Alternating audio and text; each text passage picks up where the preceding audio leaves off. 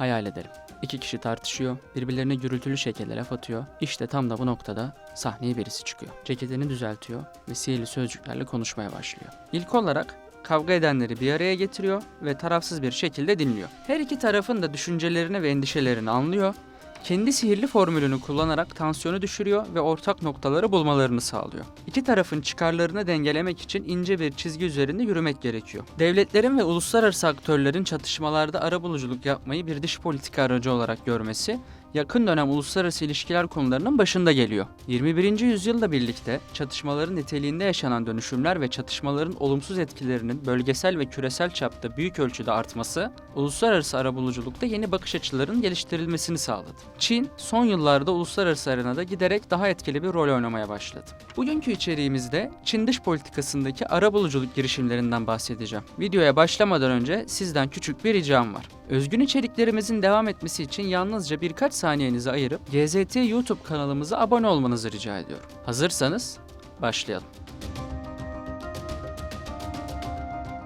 Çin medeniyetinin kökenlerine dayanan ortak krallık hikayesi, dünyadaki uyum ve düzenin merkezinin Çin olduğunu ve onun yüceliğini belirtir. Bu çerçevede tüm uluslar, devletler ve uluslararası kuruluşlar, Çin'e ve onun dünya düzeni kavramlarına saygı duymalıdır. Bu bakış açısına göre Çin, düzeni kurma ve istikrarı sağlama konusunda üst düzey bir otorite konumunda. Geçmiş aylarda Ukrayna ve Afganistan krizlerinin çözümü için titizlikle hazırlanan ve açıklanan planlar, zihnimizde tazeliğini koruyor. Xi Jinping ve Vladimir Zelenski 6 Nisan 2023 tarihinde yaklaşık 1 saat süren bir telefon görüşmesi gerçekleştirmişti. Bu görüşmenin Rusya-Ukrayna savaşında ateşkesin sağlanması konusunda Çin'in arabuluculuk yapabileceği yönündeki beklentileri arttırmıştı. Görüşmeden sonra Zelenski Twitter hesabından Başkan Xi Jinping ile uzun ve anlamlı bir telefon görüşmesi yaptı. Bu çağrının ve Ukrayna'nın Çin'e büyükelçi atamasının ikili ilişkilerimizin gelişmesine güçlü bir ivme kazandıracağına inanıyorum demişti. Çin'in hedefleri, uluslararası ilişkilerdeki gerçeklerle birleşerek reel politikanın temelini oluşturur. Ekonomik, kültürel ve siyasi dinamikler bu görüşü ayakta tutan önemli unsurlar. Çin, kültürünü sinemalar, edebi eserler ve sanat faaliyetleriyle dünyaya ihraç ediyor. Dünyanın dört bir yanında kurulan Konfüçyüs enstitülerine bu durumu örnek olarak gösterebiliriz. Bu enstitüler Çin'deki yüksek öğretim kuruluşlarıyla diğer ülkelerde bulunan kuruluşlar arasında sürdürülen kamu eğitimi ortaklıklarıdır. Enstitülerin amacı Çin dili ve kültürünü tanıtmak, dünya çapında yabancı dil olarak Çince eğitimini desteklemek ve kültür alışverişine olanaklar sağlamak. Ayrıca dünyanın en güçlü üniversiteleri listelerine Şangay ve Pekin üniversitelerinin girdiğini de göz ardı etmemeliyiz. Artık Şangay ve Pekin'de okumak da akademik birikimini arttırmak isteyenler için cazibe merkezi oldu. Ekonomik dinamikler içinse geçmişte ucuz ve kullanat olarak yaftalanan Çin menşeli ürün ve hizmetler artık çok ciddi kalitede ve dayanıklılıklı ürünler olmaya başladı. Birçok ülkeyle yapılan ikili anlaşmalar sayesinde öyle bir noktaya gelmiştir ki artık Çin ciddi bir arabuluculuk potansiyeline sahip. Çin'in arabuluculuk faaliyetlerine olan ilgisi sadece dış politikadaki mevcut krizlerle sınırlı değil. Aynı zamanda stratejik çıkarlarını koruma ve etkisini arttırma amacı güderken uluslararası arenada aktif bir rol oynamayı da hedefliyor. Çin'in hedefleri küresel bir oyuncu olarak yükselişinin temelini oluşturan stratejik çıkarlarını korumak ve etkisini arttırmak üzerine kurulu. Çin, uluslararası topluma kendini tanıtırken iç işlere karışmamayı, kazan kazan prensibini, çok taraflılığı ve barışçıl dış politikayı benimseyen bir figür olarak sahneye çıktı. Bu sırada küresel ekonomik sistemin damarlarında ilerleyerek ekonomik girişimlerle açılan kapıları kültürel, ideolojik ve diplomatik adımlarla desteklemeye odaklandı.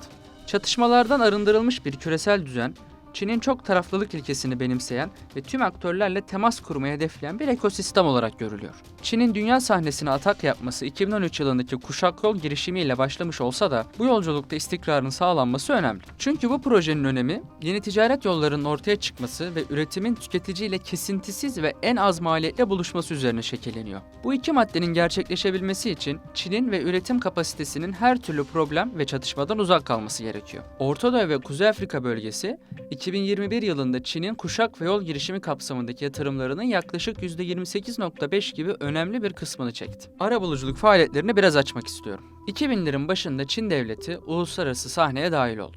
Sudan İç Savaşı, Libya İç Savaşı ve Suriye İç Savaşı süreçlerinde de yer aldı. Çin, 2022 yılının Ocak ayında Suriye ile imzaladığı anlaşma neticesinde Suriye'nin yeniden inşasına yatırım yapmaya başladı. Eskiden beri süregelen dengelerin yerine değişen yeni paradigmaların aldığı bir zamanda Çin'in İran ve Suudi Arabistan arasında yürüttüğü arabuluculuk faaliyeti hızlı ve etkili sonuçlar doğurdu. Çin, son yıllarda uluslararası toplum tarafından artan bir ilgiyle karşılanmış ve Amerika Birleşik Devletleri liderliğindeki küresel düzene alternatif bir duruş sergilemişti. Şimdi İran ve Suudi Arabistan arasındaki arabuluculuk konusunu detaylandıracağız. İran, Çin Körfez İşbirliği Konseyi zirvesinin sonuç bildirisinde yer alan ifadelerden rahatsızlık duyarak sert bir dille tepkisini ortaya koymuştu. Fakat ilerleyen süreçte Çin yetkilileri gerilimi kontrol altına almak amacıyla İran'ı ziyaret etti. Bu durum sonucunda Suudi Arabistan ve İran heyetleri Pekin'e davet edilerek ikili görüşmeler gerçekleştirme fırsatı kazandı. Bu görüşmelerde diplomasinin majör dillerinden olan İngilizce veya Fransızca kullanılmayıp Mandarin, Farsça ve Arapça müzakereler yapıldı. Toplantılar ters üçgen masa formatında yapıldı. Bu sayede tüm aktörlerin eşit olduğu mesajı verildi. Ancak üçgenin üst köşesini temsil eden yerde Çin vardı. Bu durum, Çin'in küresel düzende yeni bir eğilim yaratma amacında muvaffak olduğunu ve diğer aktörleri kendi düzlemine çekmeyi başarabildiğinin bir göstergesi.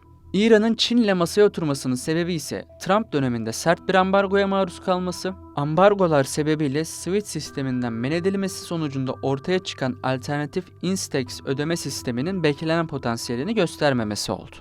Instex adlı özel ödeme mekanizmasının faaliyete geçtiğini duyurdu. Bu yöntemle ilk transferin yapıldığını açıkladı. İran, SWIFT sistemine erişemeyince küresel ticaretinin para transferini sağlayamadı. Doğalgaz ve petrol sattı, ancak gelirini bütçesine katmakta zorluk yaşadı. Instex ödeme sistemiyle İran dünya ticaretine devam edecek, ödemeleri euro üzerinden tahsil edecek ve SWIFT sistemindeki gibi sert denetim mekanizmaları olmayacaktı. Bu girişim dünyadaki de-dolarizasyon eğilimini körükleyebilir ve ABD'nin ekonomik hegemonyasına zarar verebilirdi. Şimdi kendimizi Çin karar vericilerinin yerine koyalım ve iki tarihsel rakibi aynı toplantıda bir araya getirdiğimizi düşünelim. Tarafların sizi dikkate alması için her iki tarafın da finansal, ticari veya siyasi gücünüzden etkileneceği bir pozisyonda olmanız gerekir.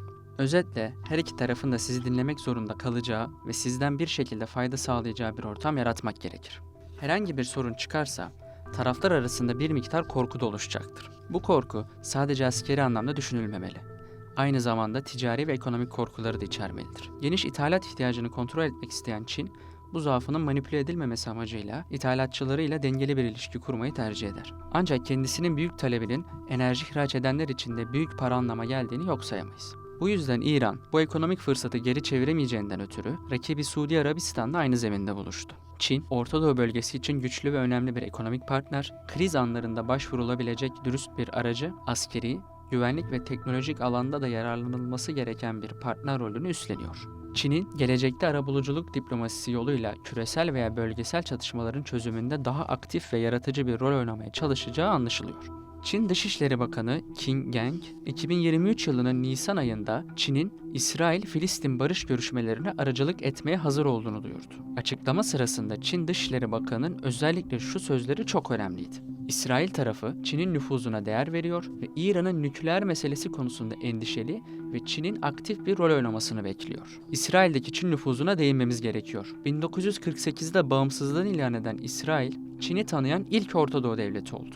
Bu dönemde ABD'nin fazla baskı uygulamaması, İsrail-Çin ilişkilerinin gelişmesine fırsat vermiş olsa da 1995 yılında bir tür hava radar sistemi olan Falcon ile ilgili İsrail ve Çin arasında imzalanan anlaşma, Amerikan yönetimini ciddi şekilde tedirgin ediyordu. İsrail tarafından gerçekleştirilen Falcon, Çin için hem Tayvan üzerindeki nüfuzunu arttırabileceği hem de istihbarat için kullanabileceği önemli bir donanımdı. Bu sistem sayesinde Çin, kendi ana karasından Tayvan üzerinde uçan sineği bile tespit edebilme imkanına kavuşmuştu. Çin'e ait Huawei şirketi, İsrail'de Ar-Ge merkezleri kurdu. 2015 yılında Çinli bir firma olan Şangay Uluslararası Liman Grubu, SIPG, İsrail'in Hayfa limanını işletmek için açılan ihaleyi kazandı. Bu liman, 2021 yılından itibaren SIPG tarafından işletiliyor. Hayfa limanı Orta Doğu ticareti için kritik öneme sahip. Ancak bu önem, 2020 yılından itibaren katlanarak büyüdü.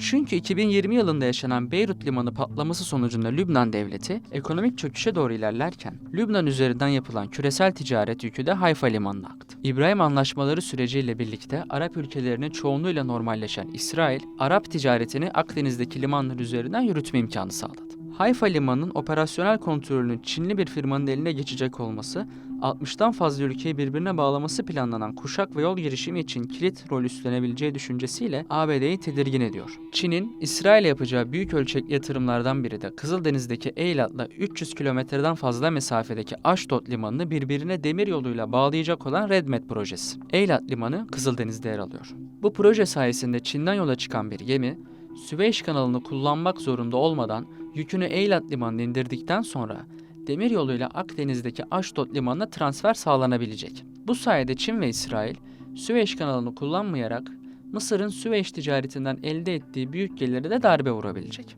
Direkt olarak Çin-İsrail ilişkilerini etkileyecek olan böyle bir rol, Çin'e gerçek anlamda bir arabuluculuk vasfı kazandırabilir. Ancak bu göründüğünden çok daha zor bir iş olacak. Orta Doğu siyasi tarihini anlatan kitaplara hızlıca göz attığımızda Filistin ve İsrail'i kriz anlarında bir araya getiren devletlerin ABD ve Mısır olduğunu anlarız.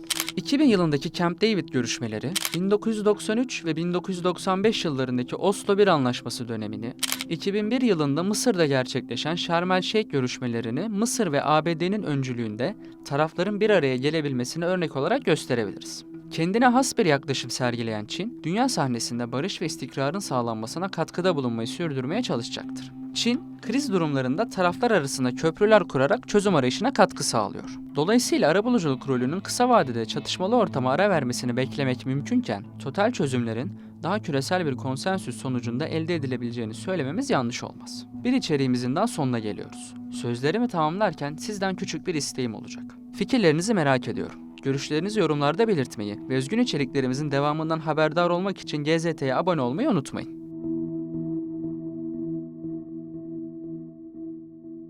Hayal ederim. İki kişi tartışıyor, birbirlerine gürültülü şekilde laf atıyor. İşte tam da bu noktada sahneye birisi çıkıyor. Ceketini düzeltiyor ve sihirli sözcüklerle konuşmaya başlıyor. İlk olarak kavga edenleri bir araya getiriyor ve tarafsız bir şekilde dinliyor.